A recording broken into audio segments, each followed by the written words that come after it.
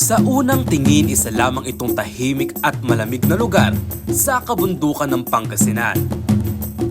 Ngunit sa likod ng katahimikang ito, may mga kwento ang lupang matagal nang nakabaon sa kasaysayan. Ito ang Malicos, San Nicolas, Pangasinan.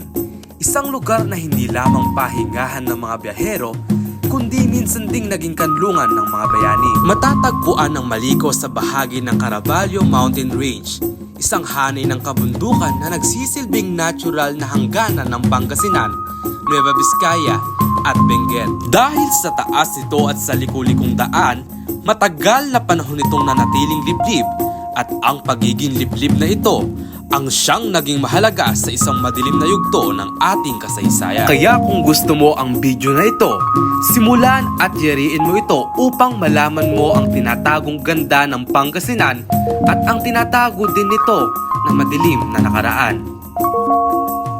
Habang tulog pa ang karamihan, tayo ay papunta sa ating paroroonan. Pagkatapos ng mahabang biyahe galing sa Nueva Ecija, ay natuntun na nga natin ang unang ahon dito sa may Malicos hanggang sa marating na nga natin ang pinaka-viewpoint o ang pinakatuktok ng bundok na ito. Pagkatapos nga pala natin pumunta rito sa may tuktok, ay pupunta na tayo sa gitnang bahagi ng ahon kung saan matatagpuan natin ang naiwang tangke. Noong ikalawang digmaang pandaigdig, sinakop ng mga Hapones ang malaking bahagi ng Luzon, habang ang mga lungsod at bayan ay unti-unting napapasa ilalim sa mga kontrol ng mga mananakop. Ang mga kabundukan naman ang naging huling kanlungan ng paglaban. Ang Maliko at ang karatig bundok nito ay ginamit bilang taguan ng mga gerilya, daan ng komunikasyon, at dahil mahirap marating at pamilyar ang mga lokal sa lupain, naging epektibong base ang lugar para sa mga Pilipinong mandirigma na patuloy lumalaban kahit kulang sa armas at supply. Ang ating mga sundalong Pilipino ay tahimik silang kumikilos sa ilalim ng hamog sa pagitan ng mga puno at sa mga landas na ngayon dinaraanan na lamang ng mga turista. Ito ang tinatawag natin ngayon na Maliko. Pagkatapos ng digmaan, unti-unting bumalik ang katahimikan sa Maliko.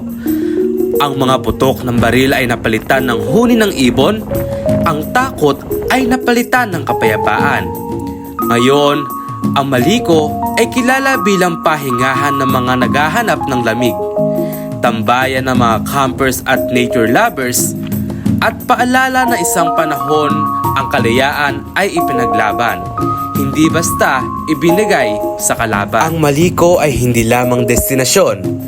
Isa itong buhay na alaala ng kasaysayan.